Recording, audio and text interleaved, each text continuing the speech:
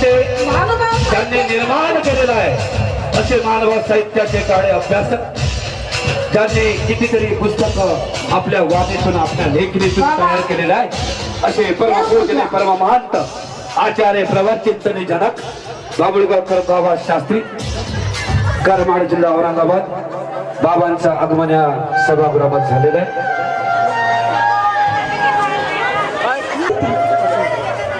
राजधर बाबा वाईंदेश्वर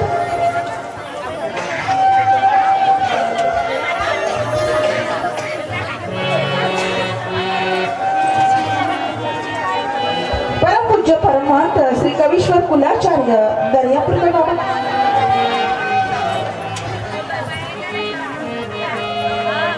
बाबांच्या शुभ हस्ते देवपूजन प्रसाद वंदन या ठिकाणी भक्तिमय वातावरणामध्ये संपन्न होते। निकोप समाज घडविण्याचा दीप प्रज्वलनाने कार्यक्रमाची सुरुवात होणार आहे। कुठल्याही शुभ कार्याची सुरुवात करताना दीप प्रज्वलन करणं आणि या आमच्या जीवनातला अंधकार या दीपातील समयीप्रमाणे आमची स्वप्न ही तेवत राहून अंधाराशी लढण्याचं बळ आम्हाला या दीपाकडून मिळतं। दीपस्तंभ हा कर प्रकाशित दीपस्तंभ हा कर प्रकाशित ध्येय दे मज जीवना पूर्ण हो प्रार्थना अन सिद्ध हो साधना। बाबांच्या शुभ हस्ते या ठिकाणी दीप प्रज्वलनाचा सोहळा संपन्न होते।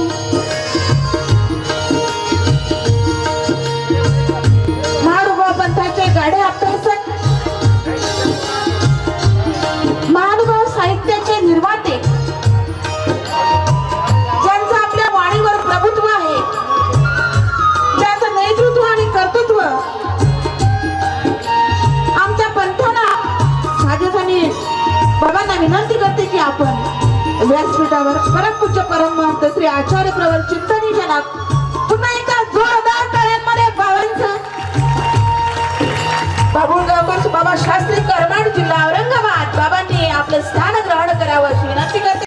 मंचावर विराजमान हो श्री सत्यवानजी ढोले सरपंच ग्रामपंचायत करंजगाव गांधीगर माननीय श्री अश्विन भाऊ बहुरूपी उपसरपंच ग्रामपंचायत करंजगाव गांधीगर माननीय श्री श्रीकांत भाऊ पाटील ठाणेदार पोलीस स्टेशन बेनोडा डॉक्टर जनाईकर साहेब वैद्यकीय अधिकारी करंजगाव डॉक्टर गोरमाणे साहेब माननीय श्री गोरमाणे साहेब ग्रामसेवक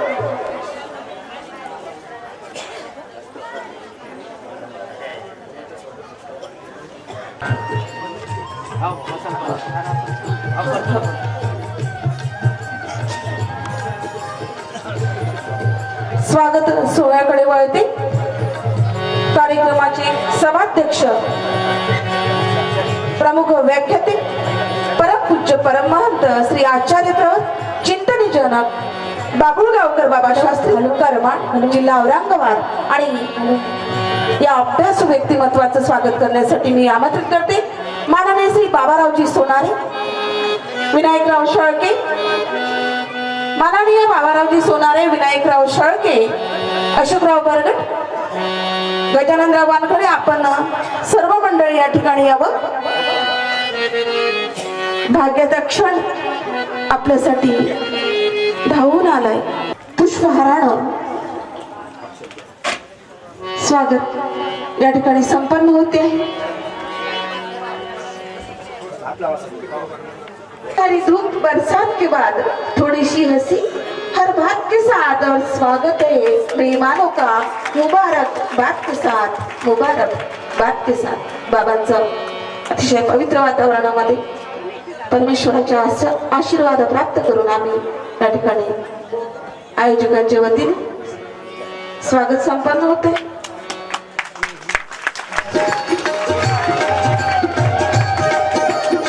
व्यासपीठावर विराजमान असलेले परमपूज्य परमहंत श्री कवीश्वर कुलाचार्य दर्यापूरकर बाबा शुभ हस्ते बाबांचं सत्कार आणि स्वागत करावं।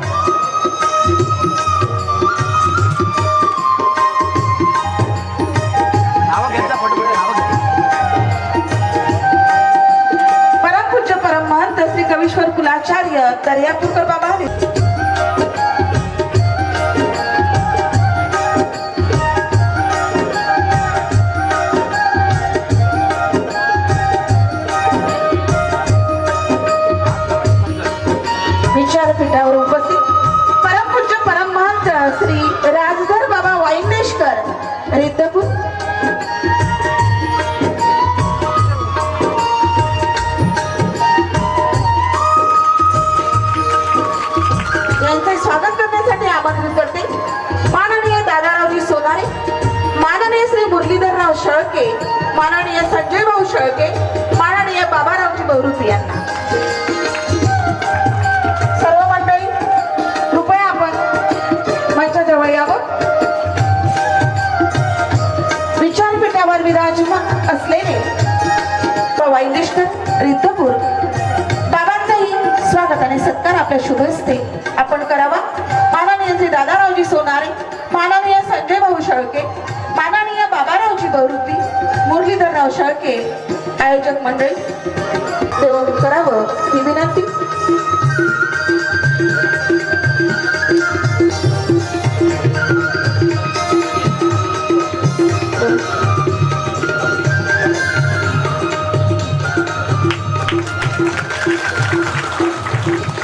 विचारपीठावर विराजित प्रमोद मुनी अमृते बाबांचे स्वागत.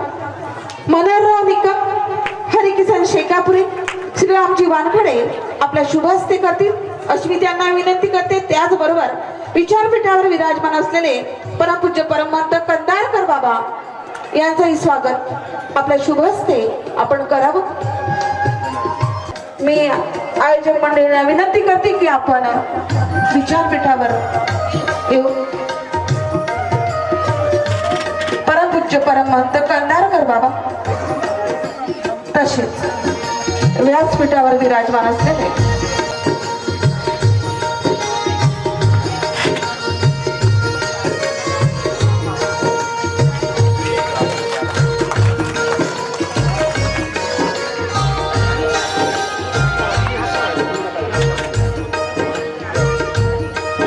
स्वागताचा सोहळा मंगलमय वातावरणामध्ये संपन्न होतो.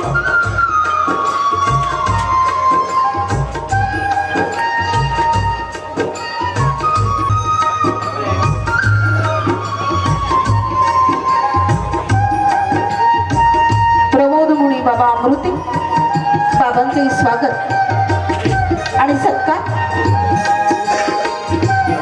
या ठिकाणी संपन्न होतो आहे. 10 वर्षापासून अध्यक्षपदाची धुरा समर्थपणे सांभाळत आहे आणि सरांच्या शुभ हस्ते बाबांचे स्वागत या ठिकाणी संपन्न होते. स्वागत सोहळा परमेश्वराच्या आशीर्वादाने तुम्हा आम्हा सर्वांच्या साक्षीनं या ठिकाणी संपन्न होता. सुखावती या काळ झाला चंद्रिकेच्या शीतधारा, पार्थस्थ येई सावलीला लाभे मायेचा किनारा, पुष्पगंध ओवाळीते मी पुष्पगंध आणि शब्द सुमनांनी स्वागत करण्यासाठी विनंती करते ऋतुजा खांदळे.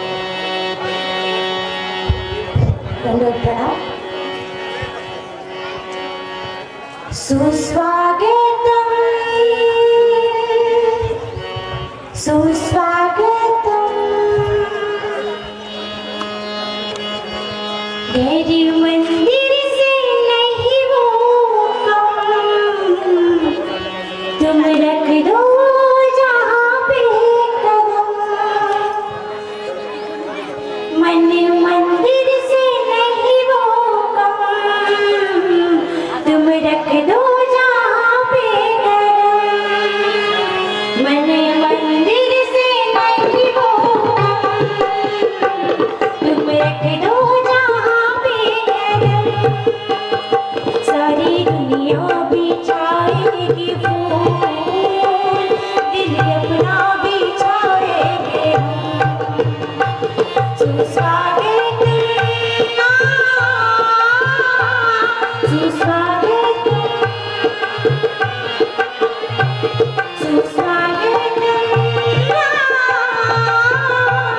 सुस्वागत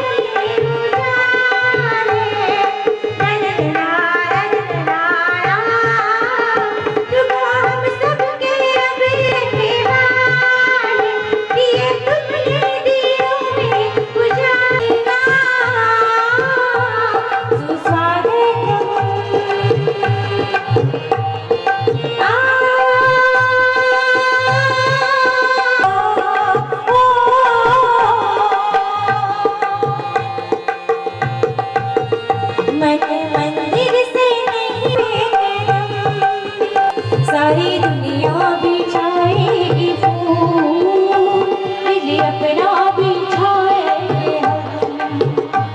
सुस्वागतम,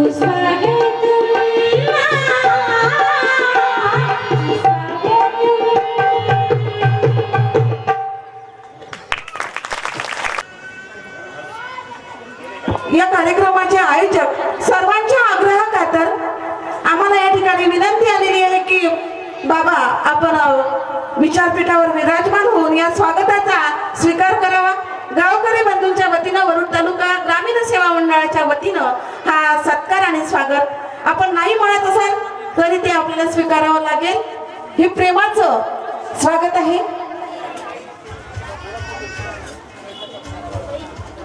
माननीय श्री आशुभाऊ कांडलकर सर, अध्यक्ष वरुड तालुका ग्रामीण सेवा मंडळ, माननीय सतीश भाऊ देशमुख, माननीय देवेंद्र भाऊ शेळके, माननीय श्री धनराज भाऊ राऊत, माननीय बाळाभाऊ जिचकार काकाजी, माननीय मनोज भाऊ भगत,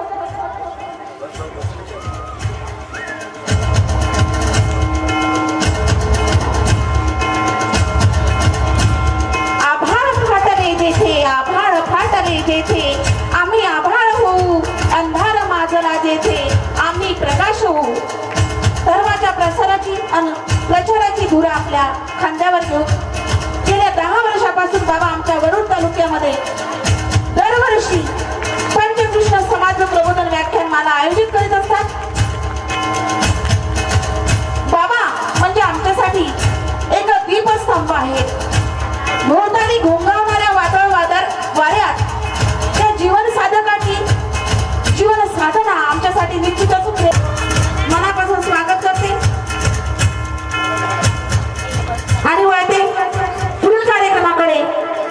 कमळाच्या पानावरील दौबिंदूंना कधी थांब म्हणायचं नसतं, निसटणाऱ्या क्षणाला कधी जवळ करायचं नसतं। माणसाचं आयुष्यही असंच असतं, बरंच काही ठरवलं तरी बरंच काही उरलेलं असतं आणि या उरलेल्या आयुष्यात आम्ही कसं जगायचं हाच प्रश्न प्रत्येकाला भेडसावत आहे। आणि म्हणूनच अशा व्याख्यानमालांचं समाज प्रबोधनात्मक कार्यक्रमाचं आम्ही दरवर्षी बाबांच्या मार्गदर्शनाखाली आयोजन करत असतो। आणि आमच्या वरुड तालुक्याची गेल्या 10 वर्षापासून या वरुड तालुक्याच्या ग्रामीण सेवा मंडळाची अध्यक्षपदाची धुरा आपल्या खांद्यावर घेऊन सतत प्रेरणादायी कार्य करणारे माननीय श्री आशिषभाऊ कांडलकर सर, मी आपणास विनंती करते की आजच्या सोहळ्याचं प्रास्ताविक आपण करावं। जिल्हा ग्रामीण महानुभाव सेवा मंडळाच्या प्रेरणेने वरुड तालुका ग्रामीण महानुभाव सेवा मंडळ द्वारा आयोजित श्री पंचकृष्ण समाज प्रबोधन व्याख्यानमाला या व्याख्यानमालेचा समारोपीय सोहळा या ठिकाणी संपन्न होत आहे। तेव्हा या व्याख्यानमालेला सभाध्यक्ष म्हणून प्रमुख व्याख्याते परमपूज्य परम महंत श्री आचार्य प्रवर चिंतनी जनक बाबुळगावकर बाबा शास्त्री करमाळ जिल्हा औरंगाबाद, प्रमुख उपस्थिती परमपूज्य परम महंत श्री राजदर बाबा वैंदेशकर विद्यापूर, तसेच परमपूज्य परम महंत श्री कविशर कुलाचार्य दर्यापूर बाबा विद्यापूर, ज्यांनी या बाबांनी आज देवपूजा प्रसाद वंदनाचा लाभ आपल्याला घडवून दिलेला आहे। त्याचप्रमाणे परमपूज्य श्री कंदारकर बाबा तसेच परमपूज्य श्री प्रमोद मुनी अमृती हे या कार्यक्रमाला प्रमुख उपस्थिती म्हणून लाभलेले आहेत। तसेच वरुड तालुका ग्रामीण महानुभाव सेवा मंडळ अंतर्गत जे आमचे कार्यक्रम होतात त्या कार्यक्रमाचे आमचे आयोजक व आमचे नेहमीसाठी असणारे मार्गदर्शक आदरणीय परमपूज्य परम महंत श्री वैरागी बाबा, त्याचप्रमाणे उपस्थित सर्व संत महंत भिक्षुक वासनिक मंडळी, गावातील तालुक्यातील जिल्ह्यातील व उपस्थित सर्व भक्त मंडळी, प्रतिष्ठित नागरिक यांना सर्वांना माझा पुनश्च एकवा दंडवत प्रणाम। तर वरुड तालुका ग्रामीण महानुभाव सेवा मंडळाची स्थापना 2009 मध्ये परमपूज्य परम महंत श्री वैरागी बाबा यांच्या उपस्थितीत आम्ही कार्यकारिणी गठीत केली। त्यानंतर आम्ही पहिला कार्यक्रम वरुड तालुका ग्रामीण महानुभाव सेवा मंडळाच्या वतीने श्री दत्त मंदिर वरुड येथे श्री महिला महिला संस्कार शिबिर आयोजित केलं. त्यानंतर दुसरा कार्यक्रम 2011 मध्ये लोणी येथे श्री महिला संस्कार शिबिर आयोजित केलं. तसेच तिसऱ्या वर्षी म्हणजे 2012 मध्ये श्री पंचकृष्ण समाज प्रबोधन व्याख्यानमाला उदापूर येथे आयोजित केली. त्यानंतर 2013 मध्ये थळीपावनी येथे श्री पंचकृष्ण समाज प्रबोधन व्याख्यानमाला आयोजित केली. त्यानंतर राजुरा बाजार येथे श्री पंचकृष्ण समाज प्रबोधन व्याख्यानमाला आयोजित केली. त्यानंतर बेनोड्या येथे, त्यानंतर दापुरी येथे, त्यानंतर पेठमांगुळी आणि मागील वर्षी हातुर्णा येथे आम्ही श्री पंचकृष्ण समाज प्रबोधन व्याख्यानमाला आयोजित केली. आणि हे 10वं वर्ष आमचं आहे. या 10व्या वर्षात आम्ही पदार्पण करत आहोत. तर हा करजगाव येथे श्री पंचकृष्ण समाज प्रबोधन व्याख्यानमालाचा समारोपीय सोहळा आपल्या सगळ्यांसमोर संपन्न होत आहे. तेव्हा एवढंच सांगावं असं वाटते का जे मेळावे असतात किंवा व्याख्यानमाले असतात हे तुम्हा आमच्यासाठीच आहे. कारण साधू संत याची घरा तोची दिवाळी दसरा. साधू संत जेव्हा आपल्या घरी येते तेव्हा दिवाळी आणि दसऱ्याचा सण उत्साहात साजरा होतो. त्याचप्रमाणे या कार्यक्रमातून आपल्याला खरोखर म्हणजे चतुर्विध साधनांचा संगम घडत असतो. चतुर्विध साधन म्हणजे काय? स्थान, प्रसाद, भिक्षुक आणि वासनिक यांचा संगम ज्यावेळेस आपल्याला घडतो त्यावेळेस खरोखर त्यामधूनच आपल्याला परमेश्वर घडत असतो हे आपल्या दृष्टीस पडते. परमेश्वर साधक दिसत जरी नसेल परंतु या सभागृहामध्ये पूर्ण वातावरण परमेश्वरीमय होऊन जाते. त्याचप्रमाणे जे 4 दिवसामध्ये जे सत्र आपले चालतात, व्याख्याने होतात, त्या व्याख्यानाचे जे साधू संत महंत मंडळी आपल्याला ज्ञान प्रबोधन देतात त्या ज्ञान प्रबोधातून खरोखर असं अमूल्य असं आपल्याला मार्गदर्शन आपल्याला मिळत असते. त्याचा लाभ आपण घेत असतो. परंतु लाभ घेत असताना आचरण करणे हे फार गरजेचं आहे. कोणी त्या व्याख्यानाचा लाभ घेतात, कोणी घेत नाही. परंतु सर्वांनी मिळून एकच सांगावं वाटते की जे आपले व्याख्यान होतात त्याचा लाभ वेळोवेळी घ्यावा. कारण असे सत्संग हे फार ठिकाणी पाहायला मिळतात. कारण हे सत्संग घेण्यामागे उद्देश तुम्हा सर्व अच्युत गोत्रियांना सुसंस्कारातील होणे, त्याचप्रमाणे ज्ञानाचा लाभ घेणे हे आहे. पण हे करत असताना बऱ्याच अडचणी परमपूज्य परमहंत वैरागी बाबा यांना येतात. कारण ते जर या आपल्या तालुक्यामध्ये आले नसते कदाचित तर आपल्याला श्री परमेश्वराची प्राप्ती, परमेश्वर काय आहे, देवपूजा वंदन कशी करावी आणि हे ज्ञान प्रबोधनाचं कार्य आपल्यापर्यंत आलेलं नसतं. म्हणून ते एक आपले मार्गदर्शक नेहमी धडपडत असतात. ते आपल्या जीवासाठी करत असतात. म्हणून सर्वांनी त्यांचं अभिनंदन करावंच पाहिजे. कारण ते बाबा आहेत म्हणून आपण आहे. बाबांनी आपल्याला शिकवण दिली. बाबांनी आपल्याला शिकवण दिली की बाबा हो तुम्ही हे कार्य करा. प्रसार प्रचार या माध्यमातून झालेला आहे. पूर्ण वरुड तालुका पूर्ण असं देवमय वातावरण तयार झालेलं आहे. आपण पाहतो कालचाही कार्यक्रम आपण पाहला, परवाचाही पाहला, त्याच्या आधी सगळे सत्र तुम्ही केलेलं आहे. आजही सुद्धा समारोपीय सोहळ्याला जे बाबा आहेत ते असे अमूल्य असं आपल्याला मार्गदर्शन करणार आहे. त्या मार्गदर्शनातूनच आपला विकास होत असतो. म्हणून सर्वांनी आवर्जून कुठेही कार्यक्रम असला तरी त्याची उपस्थिती तेवढी द्यावयास पाहिजे, तरच आपलं सिद्धीस जाऊ शकतो. म्हणून वरुड तालुका ग्रामीण महानुभाव सेवा मंडळाच्या वतीने मी पुनश्च परमपूज्य परमहंत वैरागी बाबा यांचं हार्दिक अभिनंदन करतो. कारण ते आहे म्हणूनच आपण या सभागृहात दिसतो आहे. सतत धडपड, सतत मार्गदर्शन, कुठलेही पायाला पाय नसतो या गावून त्या गावला. आम्ही तालुका मंडळ तरी एकदाचं त्यांच्या पाठीशी जरी असतो परंतु बाबा आज कुठं, बाबा कुठं, तर बाबा सतत संपर्कात असतात का नाही आपल्याला इथे जायचं आहे, आपल्याला तिथे जायचं आहे. कशासाठी करतात ते? आपल्यासाठी. म्हणून सर्वांनी त्या गोष्टीचा विचार करावा.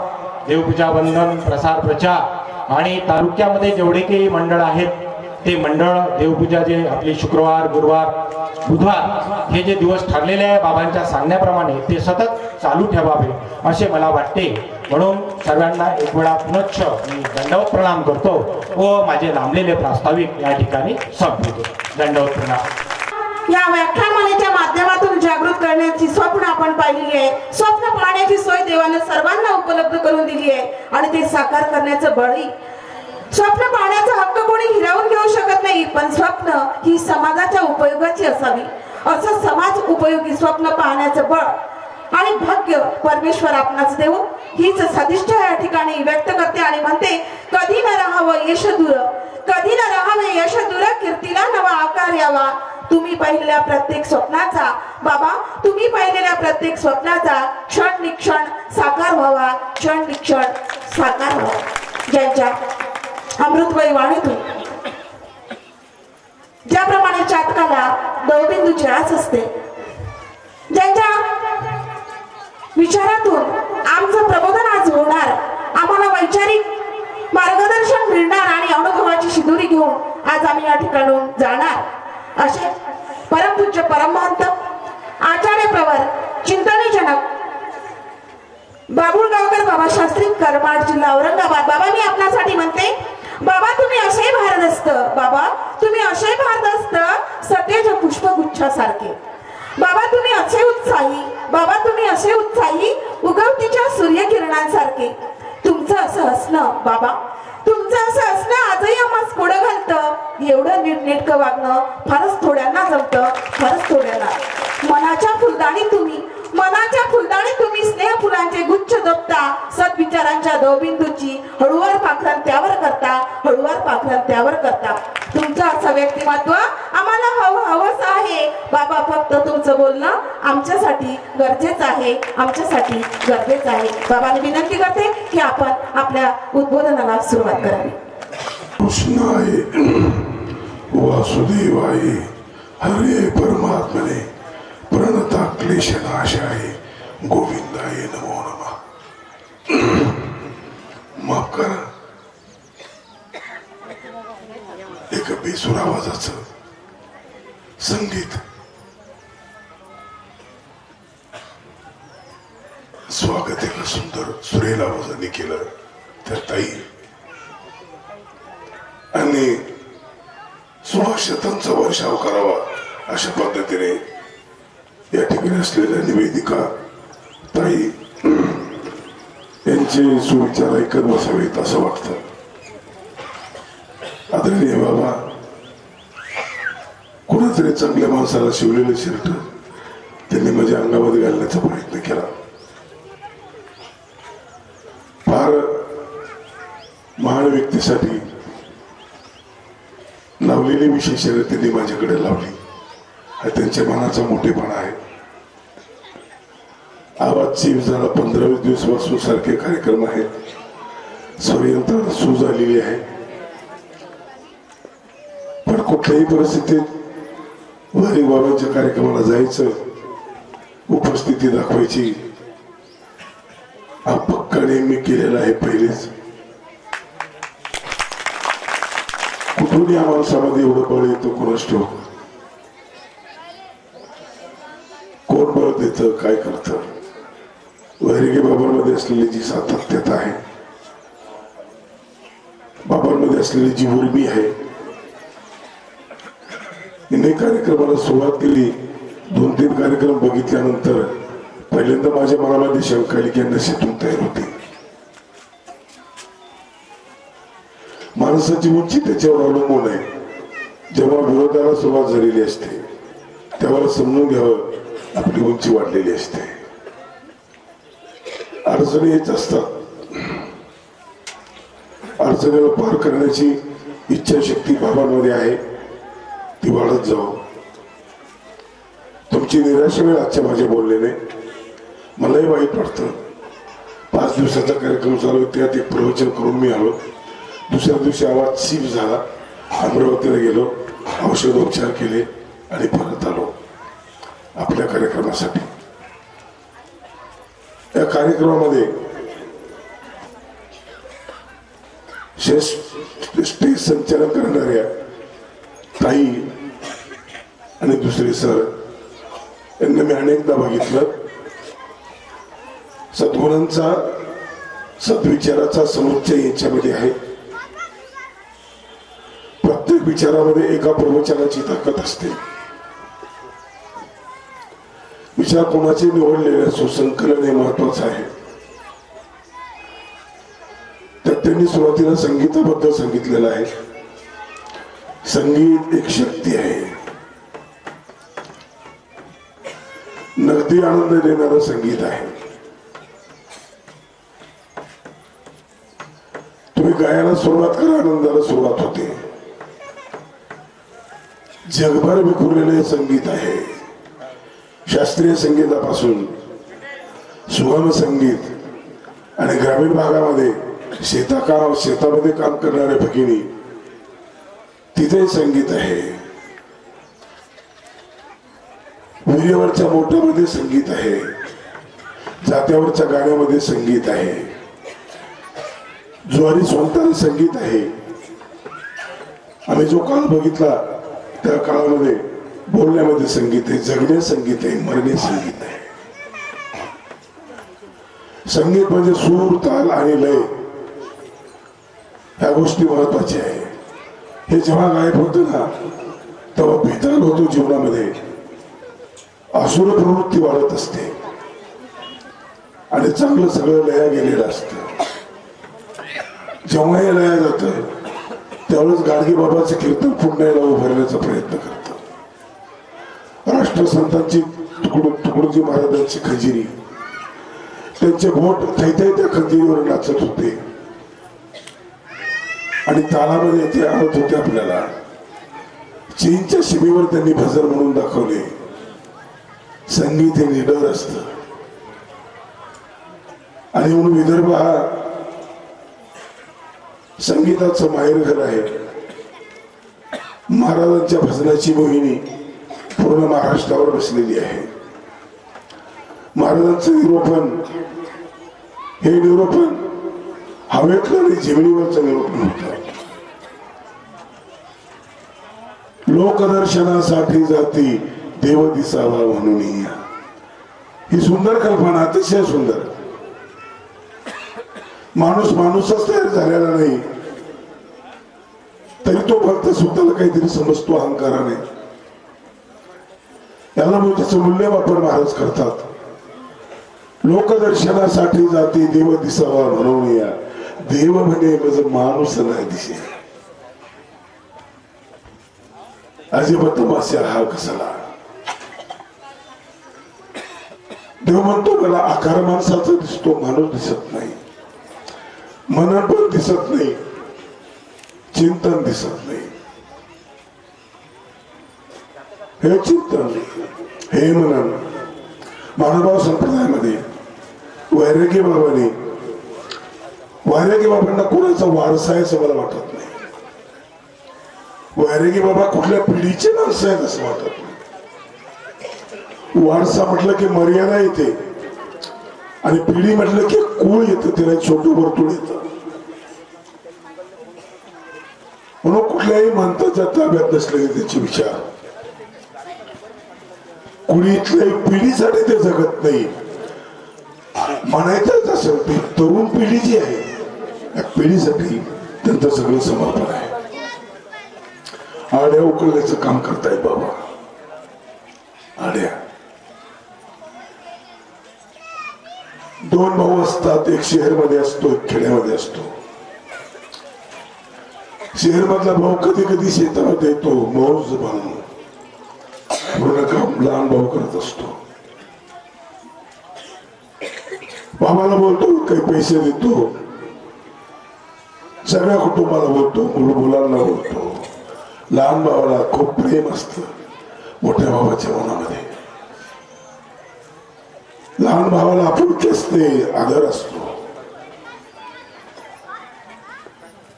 एक दिवशी मोठा भाऊ गाडी घेऊन आला. उतरताना पिशवी हातात घेतली, खुर्ची टाकली, खुर्चीवर बसला. समोर टेबल होता, स्वतःचा मुलगा सोबत आला. तो काकाच्या मुलाला भेटला, खेळले थोडेसे, आले. मोठा भाऊ म्हटला इकडे अरे मुलांनो. मुलं जवळ आले. टेबलासमोर उभे राहिले, पिशवीतून 2 आंबे काढले, 2 आंबे टेबलावर ठेवले मुलांना देण्यासाठी. भाऊ झाडाच्या आडोश्याला उभा राहून लहान भाऊ कौतुक पाहत होता. श्रीप्रभू बाबांचा खेळ पाहण्यासारखा होता. चक्रधर स्वामींचा खेळ पाहण्यासारखा होता. क्रिकेटच्या जमान्यामध्ये आपण गोपाल कृष्णाचा खेळ ऐकत असतो. चित्रपटच पाहण्यासारखा नसतो, निसर्गच पाहण्यासारखा नसतो. जिथं खेळीमेळीचं वातावरण आहे ते पाहण्यासारखं असतं. ते जीवन पाहण्यासारखं असतं. भाजी भाकरी कांदा चटणी कसत नाही. जिथं देणं आणि घेणं प्रेमाचा व्यवहार असतो, पाहणं प्रेमाचा व्यवहार असतो. हसत खेळत जेवण वाढतात, हसत खेळत जेवण करतात. याला काला म्हणतात. काला, गोपाळ काला. घरोघरचे तुकडे एकत्र केल्यानंतर हा काला जेव्हा सुरू होतो ना, तेव्हा स्वर्गातले देव त्यांना हेवा वाटतो की जीवन किती चांगलं आहे. जेवण चांगलं नसतं, जीवनातलं वातावरण आणि प्रेम चांगलं असतं. स्वर्गामध्ये अमृताचे कुंभ आहेत. यापेक्षा भारी काय आहे? स्वर्गामध्ये सगळं वैभव आहे. अमृताने माणूस अमर होतो, प्रेमळ होत नाही. देव लोकांमध्ये प्रेम नाही. प्रेम असतं तर त्यांनी अप्सरा पाठवल्या नसत्या. साधना भ्रष्ट करण्यासाठी अप्सरा नसत्या पाठवल्या. त्यांनी वर दिला नसता, शाप दिला नसता. शापाने पतित झालेले बरेच देव मृत्यू लोकांमध्ये भोग भोगत आहे. अमृत चांगलं नाही, अमर करत पण ते प्रेमळ करत नाही. म्हणून त्यांना असं वाटलं जीवन ते चांगलं आहे जिथं प्रेमाने एकत्र जेवत असतात. प्रत्येक जण आपल्या हातातला घास दुसऱ्याच्या तोंडामध्ये भरत असतो. हे जीवन. म्हणून ते मृत्यू लोकांमध्ये आले. गोपाळ कृष्णाचा काळा पाहण्यासाठी आले. गोपाळांचं जीवन पाहण्यासाठी आले. किती गोड असेल ते जीवन. ते जीवन कशामुळे गोड असेल? समतेमुळे गोड असेल. तिथं कोणी लहान नाही, कोणी मोठं नाही. त्या जीवनामध्ये अहम गंड निघून गेला, न्यून गंड निघून गेला. 2च गोष्टी त्रास होतो आपल्याला, अहमगंडाचा आणि न्यूनगंडाचा. तुमच्यामध्ये भेदभाव केला जातो नाही. 2च कारण आहे. तुम्ही अहंकाराला जपत असता आणि न्यूनगंडाला तुम्ही खाली दाबत असता. जिथे दोन्ही नाहीत तिथे समत आहे. जिथं समत आहे तिथं ममत आहे. देव पाहण्यासाठी आले. जीवन उत्कृष्ट नव्हतं पण जीवन उत्कृष्ट होत. जीवनाचा आणि जीवनाचा अति निकटचा संबंध आहे. तुम्हाला एकत्र जेवता येत असेल तर एकत्र जगता येतं तुम्हाला. मोहम्मद कासिम यांनी पहिल्यांदा भारतावर आक्रमण केलं. हिंदुस्थानचं सैन्य पाहण्यासाठी तो टेकडीवर आला. सोबत एक शिपाई होता. सैन्य बघितलं आणि शिपाई थरथर करायला लागला. तो म्हटलं आपल्यापेक्षा 10 पट लोक जास्त आहेत, मारतील आपल्याला, आपले चटणे करतील, चला. कासिम हुशार होता. तो म्हटला आपण त्यांना मारणार. म्हटला तुम्ही कसं म्हणताय, संख्या बघा ना. तो म्हटला जेवण बघ ना, त्यांचं जेवायला बसलेले ते. प्रत्येक बटालियन वेगळी जेवती आहे. मराठा बटालियन, ब्राह्मण बटालियन, ती गुरखा, वेगळं जेवण करणारे माणसं जीवनात जिंकू शकत नाही. एकत्र कुटुंब पद्धतीचं मी समर्थन करत नाही. तुम्ही म्हणाल ती व्यवस्था आहे, 100 कुटुंब आजही मी पाहतो आहे, ती आस्था आहे. आस्था बिघडली की व्यवस्थेचा विचार येतो तुमच्या डोक्यामध्ये. नोकरीच्या निमित्ताने कुठे गेले ती गोष्ट वेगळी.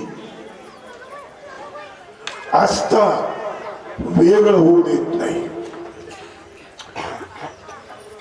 हे गुळकुळातली कराठी एकत्र जेवायला लागली, सगळे देव आले, पण लाज वाटायला लागली. सगळ्यांना एकत्र जेवता येत ते विजयी झाले, आम्हाला एकत्र जेवता येत नाही. तो प्रसाद तरी मिळाला पाहिजे थोडासा, कारण मला प्रसाद तरी मिळाला पाहिजे. आणि म्हणून देव आले. काल्याची मिशी देव जळी झाली माशी, असं तुकाराम बाबांनी म्हटलेलं आहे. काल्याच्या निमित्ताने देवाने मासोळ्यांचं रूप धारण केलं. अरे जेवणानंतर आपले हात खरकटे धुण्यासाठी इथे येतील ना, त्यावेळेस एखादा कण जरी मिळाला तर आपण पवित्र होऊ. समता. शहरमधून आलेला दादा बसलेला आहे खुर्चीवर, मुलांना समोर बोलवलं, 2 आंबे टेबलवर ठेवले, तिथपर्यंत दादा चालले. हा खेळ लहानाभाऊ पाहतोय, झाडाच्या आडोशाला उभारून लहानाभाऊ पाहतोय, मोठं कौतुक करतोय. माझ्या दादाचं किती प्रेम आहे, किती प्रेम आहे माझ्यावर आहे, माझ्या बायकोवर आहे, माझ्या मुलावरही प्रेम आहे. प्रत्येक वेळेला मुलासाठी काहीतरी आणतात. आत्ताही आंबे आणले बरं का, टेबलावर ठेवले. भावात थोडासा बदल झाला. शहर मधल्या साहेबांच्या मनामध्ये थोडीशी आडी निर्माण झाली. ही आडी मुलांच्या लक्षात येऊ नये म्हणून त्यांनी दुसरा खेळ सुरू केला.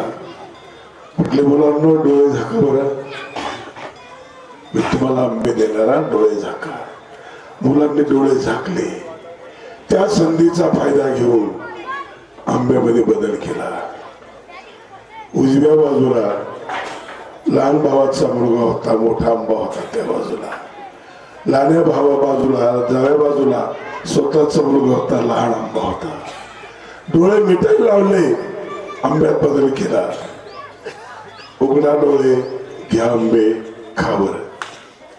इथपर्यंत सगळं ठीक होत.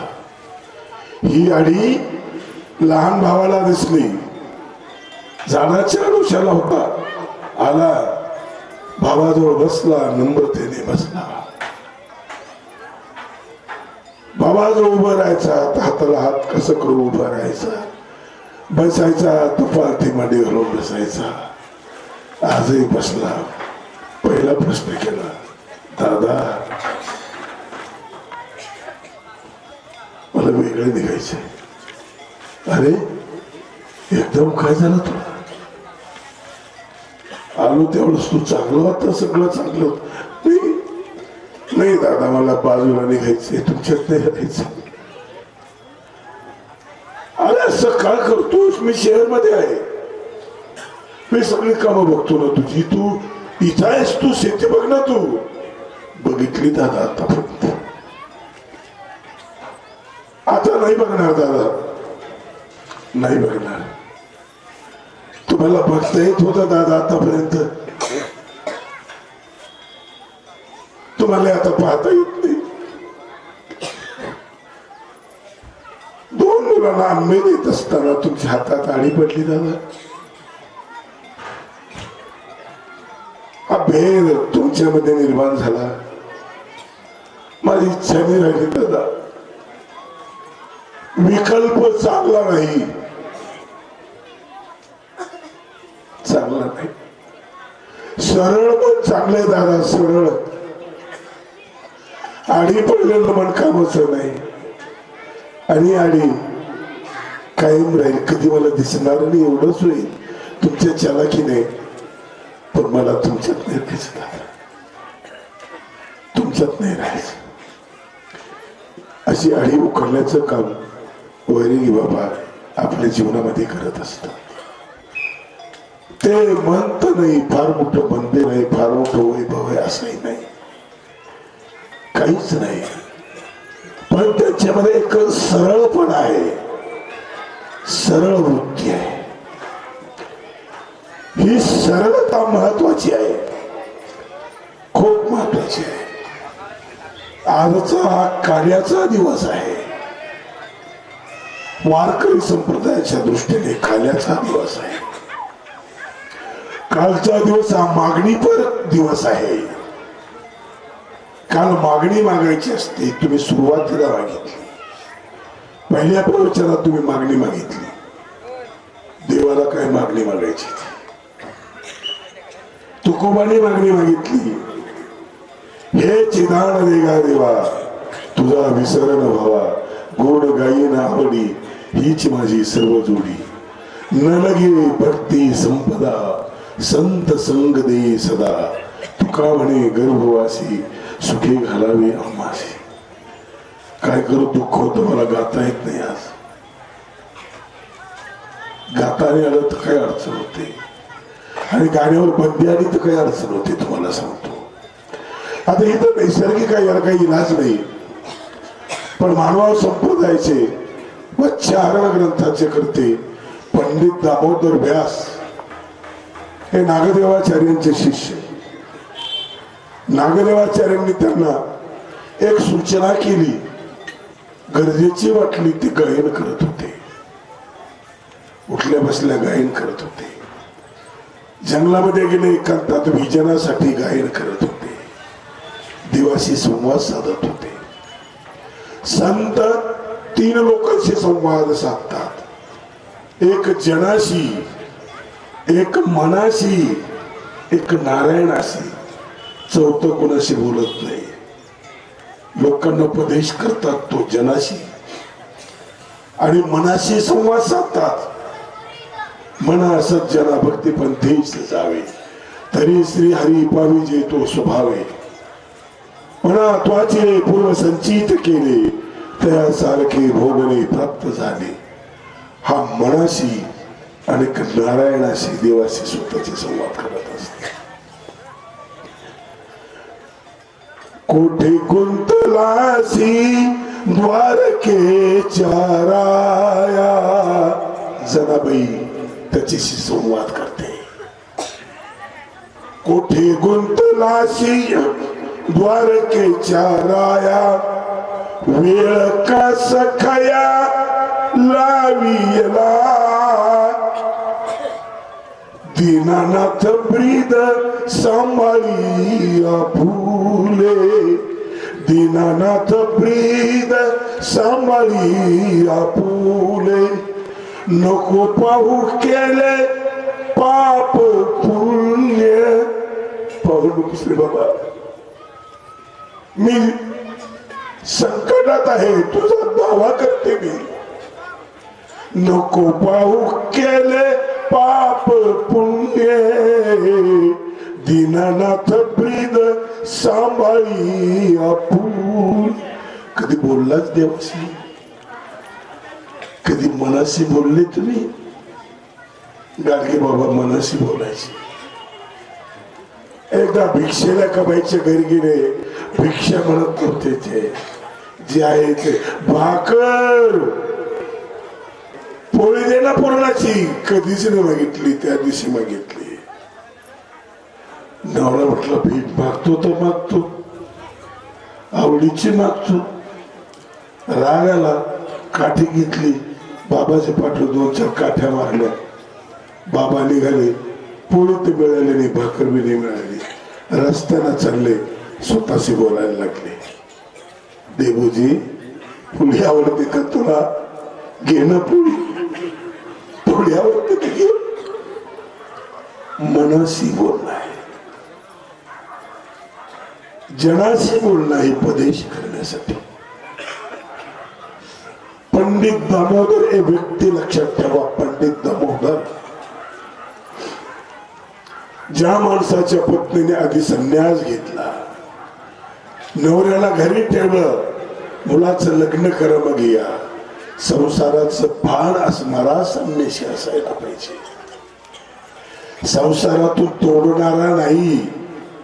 मुलं जन्माला आले, जबाबदारी कोण घेणार? काही करू नका संन्यास घेण्याची. तुम्ही संकल्प केला तिथंच संन्यास झाला. लग्न झालं, नवरा थांबलेलाच आहे, निरोप पाठवला, ज्या चुलीची खीर खाल्ली तिची काही राख खा. तर मला थोडं या इकडे आले. गायनात सणात शास्त्रीय संगीताची बैठक. आचार्य म्हटलं गायन करायचं नाही. देवाने सांगितलं गायन करायचं नाही, गीत विखो. कारण शेवटचा टप्पा आहे, तिथं तुम्ही गुंतलात तर देवाकडे जाणार नाही. आपल्याला नामाकडचा प्रवेश करायचा आहे. गायन चांगलं पण साध्य नाही. ते पंडित बसांना वाईट वाटलं. अधूनमधून गायन करावं वाटायचं. शक्ती गायन.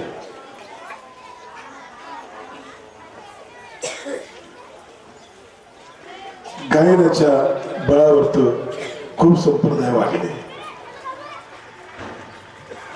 संगीतामध्ये ताकद आहे. जुने सिनेमाचे गाणे ऐका, काय गोड वाटतात, त्यातला भाव किती चांगला आहे. ते गाणे नाही, सिनेमात गेले तरी ते भजन आहे. खूप छान कल्पना आहे. गाता येत नाही, गाऊन दाखवलं असते. वाईट काहीच नाहीये. डोक्यातून काढून टाका. तमाशाने माणूस बिघडतो, डोक्यातून काढून टाका. कीर्तनाने माणूस सुधारतो, डोक्यातून काढून टाका. आत आहे बिघडणं आणि सुधारणं. 2 आंबे ठेवल्यानंतर मुलांना डोळे लावणारा तमासगीर बी नव्हता आणि कीर्तनकार बी नव्हता. ती वृत्ती आहे, ती प्रवृत्ती आहे. तमासगीर संत झालेले आहेत, चांगले संत झाले. तमाशे पाहिलेत मी लहानपणी. सुरुवातीला गणगौळांमध्ये जी गाणं म्हणते आणि नाचते सुंदर तरुण मुलगी, त्यावेळेस तुमच्यामध्ये काम भावना निर्माण होते आणि तुम्ही शक्त्या वाजायला लागता. पण जेव्हा ती वाघामध्ये काम करते, राणीची भूमिका करते, तिला मुलगा जन्माला येतो, मुलगा वाढतो मरतो आणि ती वेडी होते आणि स्टेजवर संचार करते. बाळ बाळ माझं बाळ कुठे आहे, माझं बाळ द्यावं मला. तेवढ्या डोळ्यातून अश्रू येतात. सुरुवातीला शिट्ट्या तुम्हीच वाजवल्या, आता डोळ्यातून अश्रू तुमच्याच येतात. अंतःकरणातला बदल करुण रस निर्माण करते. तुम्ही थांबताय कुठल्याच्यावर अवलंबून आहे. पंडित बासांना वाईट वाटलं. एकांतात गेले, बिचाराला बसले आणि तिथे गीत म्हणायला लागले. तिथं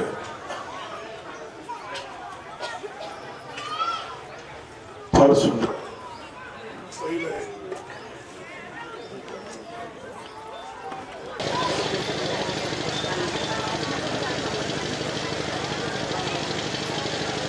गीत गायला लागले. ते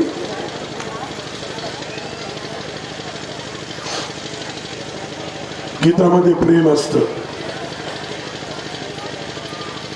प्रेम असलेला माणूस गाण्यासाठी जखमी सहन करतो.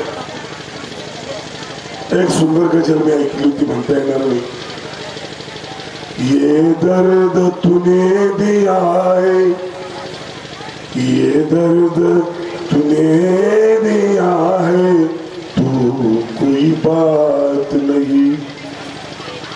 क्या मिशाद है मुझे बदनाम करेगी, अगर ये तूने कहा है तो कोई बात नहीं. सगळं सहन करतो. तुकोबांच्या, ज्ञानोबांच्या, अभंगाच्या अगोदरच हे भजन पंडित बासांनी गायलं. लक्षात ठेवा मानव संप्रदायाच्या लोकांना.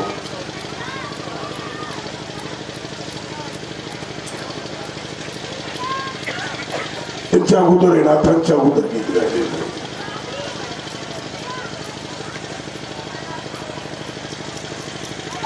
आणि का बोलना लोड लागो श्रवणा, आणि का बोलना लोड लागो श्रवणा, रूप तरी नयना आवडो तुझे, आणि का बोलना लोड लागो श्रवणा. डोळ्यातून अश्रूच्या धारा वाहत आहे. मनुष्य जागा आहे, कोणीच नाही तिथे, आणि संवाद साधतायत परमेश्वराशी. दुसरं मी कोणाशी बोलत नाही भगवंता, मी दुसरं कोणाला पाहत नाही, दुसरं कोणाचं ऐकत नाही, तुझ्याशी बोलतोय. रूप तरी नयना आवडो तुझे, रूप मला आवडतं, बोलून शक्य नाही. तू खूप सुंदर दिसतो असं म्हणून दिसेल की नाही. तुझा मोळा पिसारा मला एक अर्थ देतो ब्रह्मचर्याचा, सांगू देशील की नाही मला. मी गुदमरलो रे तेव्हा गुदमरलो, मी फुटून जाईल तुला बंदी आणली माझ्यावरती. तू परदैव इथुले जाणे, तू परदैव इतोय बहुते विघ्ने जाकलिती, जीवे मी कही न विसंबे. तुझं विषयाच्या पदार्थांकडे पाहत नाही, लौकिक वैभवाकडे पाहत नाही, तूच तर एक आहे, तुलाच मी पाहतो. बोलू देणारे मला बोलू देणार, मला गाऊ दे. जीवे मी कही न विसंबे, तुझं हेची द्यावी मज गोविंदू राजा. शेवटचं कडवं सुंदर आहे. आणि के बुजविता बिंबन बुजावे. जगातला सगळं आईने समजावून सांगितलं तरी बालक समजवलं जात नाही. रडायला लागलं बालक नाही समजवलं जात.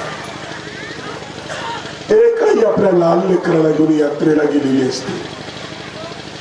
आई मला जिलेबी देणार, हो घेऊ बेटा नंतर घेऊ आपण. आई मला फुगा देणार, हो नंतर घेऊ ना बेटा आपण. दुकानाजवळून जातो, आई मला भजे खायचे, घेऊ ना बेटा भजे, घेऊ आपण नंतर घेऊ ना, परत सगळं घेऊ आपण. आई ते ना ग, हो घेऊ ना बेटा घेऊ ना. कुठेतरी दंगल होते, यात्रेतलं वातावरण बिघडतं, पळापळ सुरू होते. त्या घाईमध्ये आई एका बाजूला गेलेली असते, बाळ एका बाजूला गेलेलं असते. बाळाच्या तोंडात एकच शब्द असतो, आता जिलेबी नसते, आता भोगा नसतो, आता काहीच नसते. आई आई. सगळे पदार्थ मिळून गेलेले असतात, काही शिल्लक नसतात. तिकडे आई पण बाळ बाळ म्हणून रडत असते. गर्दीमध्ये कोणाचा आवाज कोणाला येत नाही. एक माणूस त्या मुलाला पकडतो, पोलीस चौकीवर येतो, स्टेज असतं, मुलाला विचारतो, बाळा तुझं नाव काय, तुझ्या मम्मीचं नाव सांग बरं. तर तो मम्मी. तुझ्या पप्पाचं नाव काय रे, पप्पा. आलोस कसं करावं, नावच नाही तर आलोस कसं करावं. एक मुलगा हरवला, त्याला उंच केलं, त्याला दाखवलं. बाईजवळ असलेल्या एका बाईने सांगितलं, अगं तुझं बाळ ते बघ, ते तुझं बाळ आहे तिकडे. धावत पळत गेली. तोपर्यंत मुलं, पोलीस त्या मुलांना सांत्वन देत होते, बेटा तुला जिलेबी देऊ. नाही नाही मला फक्त आई पाहिजे. बेटा तुला पाहिजे देऊ. नाही नाही मला आई पाहिजे. तुला काही देऊ ना खायला, काही नको मला, मला आई पाहिजे. ही आहे तंद्री. इतर बायांनी समजावलं, आणि के बुजविता डिंब न बुजावे. इतर बाया सांगत होत्या डिंब म्हणजे बालक न बुजावे, समजावल्या जात नव्हतं. त्याला फक्त आई पाहिजे. त्याच्या डोक्याचे विषय होते सगळे निघून गेले. विषय तो त्यांचा झाला नारायण नावडे धडकल माता पिता. एकच विषय जीवलग स्नेहाचा ममतेचा वात्सल्याचा. आई फक्त आई. आई शब्दाचं महत्व मला काल कळलं. बेलसरी डॉक्टरांकडे गेलो, आवाज चीम झाला होता. सर म्हटलं माझा कार्यक्रम आहे, मी कार्यक्रम करू शकणार नाही. ते म्हणजे मी प्रयत्न करतो. त्यांनी तोंडामध्ये आ करायला लावलं, जीभ बाहेर काढायला लावली आणि म्हणजे छोटीशी नळी काहीतरी मध्ये टाकलं. जीभ बाहेर काढली.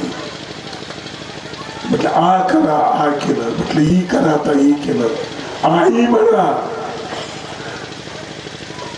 डोळे भरून आले माझे डोळे भरून आले. किती चांगली संधी मिळाली मला. माझी बिमारी तपासायची कशाची स्वयंत्रणा सुरू झाली. ते स्पष्ट डॉक्टरला दिसावं म्हणून मला आई म्हणावं. मी आई म्हटलो, जोरात आई म्हटलो. त्यांनी नळी बाहेर काढली, औषधी लिहून दिली. म्हणजे स्वयंत्रणा तुमच्या सुरू लागली. लेकरू किती वेळच आई आई आई. पोलीस समजवण्याचा प्रयत्न करत होते, दुसरं कुठलंच त्याला लागत नव्हतं. आई आली, बाळाला उचललं, कडेला लावलं. दोघांचंही बोलणं बंद होऊन गेलं. जिथं खरं प्रेम सुरू झालेलं असताना शब्द मदतीचा प्रवास करतात. शब्द राहत नाही. पंडित दामोदर या पद्धतीने परमेश्वराला बोलतात. अनेक स्त्रियांनी समजावल्यानंतर मुलगा समजत नाही, त्याची भूक भागवत नाही. मायेलाही येते काही अपराधी. आणि अपराध आहे पापाचा. अपराध चोरीचा आहे, अपराध जारीचा आहे. गाणं अपराध आहे का सांगणार. आई बाजूला गेल्यानंतर मुलगा रडायला लागतो, हा अपराध. मी तुझं गायन करतो, हा काय अपराध कर. अपराध आहे का त्यांना माहितीच नाही. आजपासून तो गीत गायचं नाही अशी आज्ञा करणारे नागदेवाचार्य पाठीमागे उभे राहिलेले होते. फिरत फिरत आले होते. पाठीमागे उभं राहून ते गाणं ऐकत होते. गाणं संपलं. दर्द भरी गाणं. लता दीदींनी मेरे वतन के लोगो गाणं म्हटलं ना. देशाचे पंतप्रधान त्या काळातले पंडित नेहरूंच्या डोळ्यामध्ये पाणी. ही ताकद गाण्यामध्ये आहे. बंदूक दाखवून पाणी येणार नाही डोळ्यामध्ये. राग येईल. ते बटाटाच वेगळं आहे. आणि मानवा पंथाच्या आचार्याच्या मनामध्ये परिवर्तन झालं आणि ते असं म्हटले, पंडिता आजी लागून तुझे गीत गावया आणून नागा. आजपासून तुला गीत गाण्याची परवानगी आहे माझी. कारण तुझ्या गीताने माझ्या अंतःकरणाला पाझर फोडलेला आहे. हे जे साहित्य आहे महानुभावांचं, अद्भुत साहित्य आहे. काल्याचं सूत्र मी एक म्हणत असतो. काल्याचा अभंग आहे तुकाराम महाराजांचा. मग काल्याचं सूत्र एक आहे, एकत्र खानपान कीजे, असं ते सूत्र आहे. जेवण वेगळं करू नका. मजबुरीच आहे तुमची. सणाच्या दिवशी तरी घर वेगवेगळे झाले तरी जेवायला एकत्र येत जा. जेवण एक बंद आहे. चिपटांना बांधणार एक बंद आहे. जेवणामध्ये विचार आहेत. जेवणामध्ये एकमेकांना पाहणं आहे. हे सगळं जेवणामध्ये आहे. एकत्र येत जा. एकत्र खाणं कीजे. फार महत्वाची गोष्ट आहे. पंडितवासांचा ग्रंथ आहे वत्स्यारण नावाचा ग्रंथ. भगवंताचं वासरावर किती प्रेम आहे असं वर्णन त्या ग्रंथामध्ये आहे. ब्रह्मदेवाने ते चोरून नेले.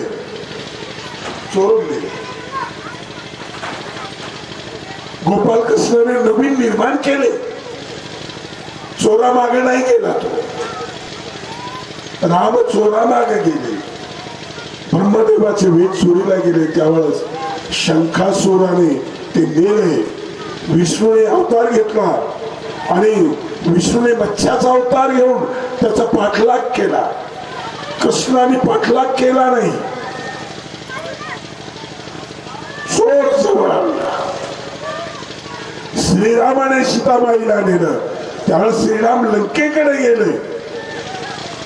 वासराने गोपाळ ब्रह्मदेवाने सत्यलोकात नेले.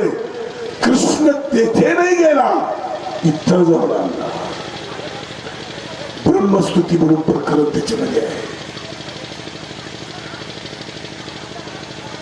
तुलना करत नाही. जो तो ज्याच्या त्याच्या ठिकाणी घेतलेल्या प्रतिज्ञेप्रमाणे बरोबर आहे. राम जीवन सरळ जीवन आहे. राम सत्याच्या मागे चालतात. चुकला सत्याच्या मागे चालत नाही. कृष्णाची गोष्ट वेगळी आहे. कृष्ण पुढे चालतो, सत्य मागे चालतात. कृष्ण वाकडं तिकडं चालला तरी सत्य वाकडं तिकडं चालतं. सत्याला कृष्णासारखं व्हावं लागतं. फार मोठा फरक आहे. वासरांना सत्य लोकातून वापस आणणारा कृष्ण. ज्या गाईचं दूध आम्ही पितो, पिढ्या पितो, तिला कसाही खाण्यामध्ये नेणारे आम्ही माणसं. काय काला कळणार लोकांना कसाही खाण्यामध्ये नेणारे. रस्त्याने परिचित नसलेल्या माणसाला रस्ता विचारतो, तो रस्ता सांगतो, थँक्यू म्हणतो आम्ही त्याला. ज्या गाईचं दूध तुम्ही पिता कसं मारता तुम्ही, कसं विकता. ओवैसाचा तो अकबर बोलतो भाषणामध्ये, चांगला नाही ते वाईट आहे पण मजबुरी आहे, आपल्याला ऐकावं लागतो. सगळं खोट आहे पण एक खरं आहे त्याचं. माँ को तुम गाय को माँ मानते हो अच्छी बात है, गाय की पूजा करते हो अच्छी बात है. कोई बेटा अपनी माँ को बाजार में बेचता है, झूठ खोट नाही बोलत. श्रीकृष्णाने चक्रधर स्वामींनी गायीवर जे प्रेम केलं, ब्राह्मणाच्या गायी श्री चक्रधर स्वामींनी सांभाळल्या.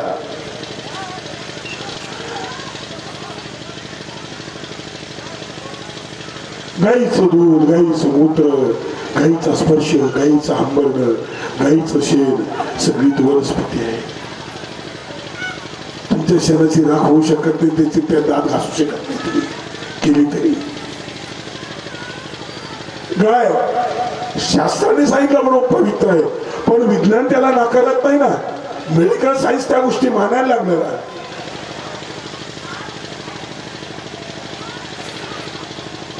एक एक वस्तू काळाच्या पडद्यावर चाललेली आहे. गिधाडांची संख्या कमी झाली म्हणून चिंता आहे आम्हाला, असावी चिंता. मधमाशांची संख्या कमी होते, चिंता आहे आम्हाला. मधमाशी संपली ना, तुम्हाला भाजी मिळणार नाही, तुम्हाला फळं मिळणार नाही, काहीच मिळणार नाही. माहिती आहे, माहिती नसली की पूर्ती नसते. तुम्ही जे फळ निर्माण करता, चीनमध्ये मांस तयार करतात, सगळ्या कृत्रिम वस्तू तयार करतात, तांदूळ तयार करतात. ते तुमचं जीवन नाहीये. माणसं मरतात त्यानं, ते तुमचं जीवन नाहीये. पाणी पाणी हेच तुमचं जीवन आहे, ते खराब केलं मी. जंगल हे तुमचं जीवन आहे, ते तोडून टाकलं मी. आज वाळू मिळत नाही. वाळू बकासुराला नाव ठेवतात. एक गाडीवर धान्य खात होता, एक माणूस खात होता. तुम्ही कोण? पक्षी संपत चालले. वाघ संपणे म्हणून काळजी अभयारण्य निर्माण केलं, पण हे सौजन्य संपू नये याची काळजी असेल. माणुसकी आठवत चालण्याची काळजी असायला पाहिजे की नाही. बहिणाबाई म्हणते अरे माणसा माणसा कधी होशील माणूस. जिला लिहिता वाचता येत नाही ती प्रश्न विचारते. चांगल्या चांगल्या लेखकांना आणखी तिच्या उत्तराने देता आले. तिचे मोडलेल्या माणसांचे दुःख ओले झेलताना या दुःखितांच्या औषधाला दीप लावून झोपताना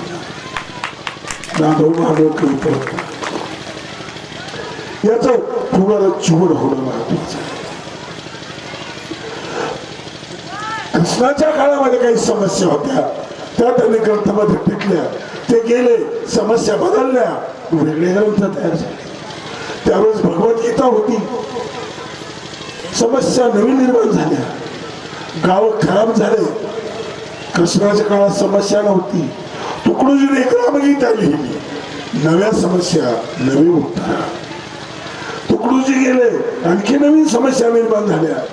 मोबाईल नवीन समस्या आहे, चांगला बी आहे वाईटही आहे. याचं उत्तर तुकडोजीच्या ग्रामगीतेमध्ये नाहीये. प्रदूषण नवीन समस्या आहे, याचं उत्तर तिथे नाहीये. तुम्ही रोबो निर्माण केला, बोलतो तुम्ही सांगितलं तसं, त्याला भावना नाहीये, भावना नाही त्याला. आणि म्हणून आताच्या समस्या मी स्वतः गृहगीता नावाचं पुस्तक लिहून त्यात मांडण्याचा प्रयत्न केलेला आहे. माणसं शाळेने शिक्षणाने हुशार होता सुधरत नाही. तसं झालं असतं निर्भया प्रकरणानंतर मोर्चे निघाले, थांबलं असतं. परत प्रियंका रेड्डी नवीनच दररोज येतात. काल 6 मुलींवर अत्याचार 9व्या वर्गातल्या मुलीवर. अरे न शिकलेला आदिवासी माणूस हे करत नाही ना रे बाबा. तुमच्या जगात कोपऱ्यामध्ये राहतो, आदिवासी माणसाच्या घटना घडत नाही. वृद्धाश्रमात जावं, तिथल्या म्हाताऱ्यांना विचारू मुलगा काय करतो, प्राध्यापक आहे. मुलगा काय करतो, डॉक्टर आहे. मुलगा काय करतो, इंजिनियर आहे. आदिवासी म्हातारा एकही दिसत नाही तिथं. एकही आदिवासी माणूस नाही दिसत. घर नाही त्याला, कपडे नाही, पण झाडाच्या पुढाशी बापाला बसवतो. देवबुद्धीसारखं तिची पूजा करतो, तिला सांभाळतो. तुम्ही कुत्र्याला सांभाळता, गाडीमध्ये टाकता, गाडी टाकता, त्याला बिस्किटे देता, 80,000चं 90,000चं कुत्र घेता आणि वडिलांना वृद्धाश्रमात पाठवता. काळजीसारखी गोष्ट नाही, चिंतेसारखी गोष्ट नाही. का 9 महिने आहे मी पोट सांभाळले तुम्हाला. अरे तुमचं तोंड पुसलं, तुमची शी काढली, सगळी तुमच्या अंगाची घाण काढली. गाय मिळते ना, गाय ज्यावेळेस जगते त्यावेळेस आपल्या बाळाच्या अंगाला लागली पूर्ण पोटातली घाण तिच्याच पोटात ती चाटून काढत असते, आपल्या बाळाला स्वच्छ करत असते. असं आईने सहन केलं, तिने सहन केलं, खूप सहन केलं. कसा विसर पडतो नंतर. आई वडिलांचा आशीर्वाद म्हणून गाडीवर लिहिलेलं असतं, कुठे नीट का नाही रे बाबा. अपना नहीं तुझे सुख दुख कोई, मैं मुस्काया तू मुस्काई, मैं रोया तू रोई. मेरे हंसने पे मेरे रोने पे तू बलिहारी है. ओ माँ, ओ माँ, ओ माँ, ओ माँ. तुझ्या कुठल्याच पुस्तकात नाही ना रे, कुठल्या पुस्तकात नाही. नंतर तुला लाज वाटते माझी आई आहे म्हणून. तुझा वर्ग बदललेला असतो, मित्र बदललेले असतात. तुझी आई साडीवर असते, साधी भोळी असते. एखाद्या मित्राने विचारलं तर तू असंही बोलून देतोस ना बाळा, आमच्या शेतात काम करणारे नोकरी म्हणून सांगतोस. कृष्णाला आई कळली, तुला कुठे कळली. देवकी परमानंदम कृष्ण बोलले जगद्गुरु. देवकीला परम आनंद देणारा कृष्ण. ते ज्याला जमतं त्यांनी कृष्णाच्या मंदिरात जा, नाहीतर तुमचा कष्टाच्या मंदिराचा काही संबंध नाही. एकत्र खाणं कीजिए खाला. खाण्यामध्ये एकता असते, एकात्मता असते. एकता आपल्यामध्ये एकता आहे, एकात्मता नाहीये. एका विचाराचे, एका धर्माचा विचार नाही आहे. धर्म मी असं म्हणतो, एक धर्मनीती आहे आणि एक नीती धर्म आहे. धर्मनीती मला नाही आवडत. प्रत्येक धर्माची वेगळी आहे, त्याची त्याची व्यवस्था आहे, ती त्या धर्माची व्यवस्था आहे. नीती धर्म मला आवडतो. नीती शब्द महत्वाचा आहे. नैतिक बळ ज्या धर्मामध्ये आहे, नैतिक अधिष्ठान ज्याच्यामध्ये आहे, तो आहे नीती धर्म. नीती धर्माचा आहे. राष्ट्रसंतांनी खूप मोठी ताकद लावली आणि ग्रामनीतीच्या माध्यमातून प्रयत्न केला.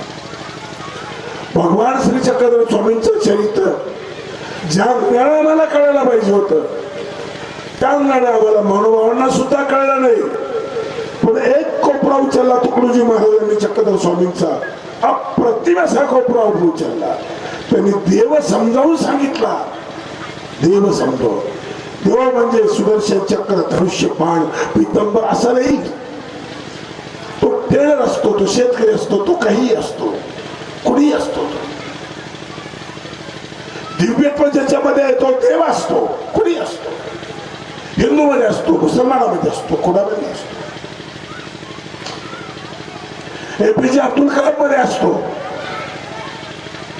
आमच्यात अहंकार आहे. ज्यावेळेस ते स्टेजवर चढतात, एकच खुर्ची मोठी दिसते, लहान लहान दिसतात, चढता चढता सांगतात, बडी खुर्ची उसको हटाव, मी साध्या खुर्चीवर बसतो.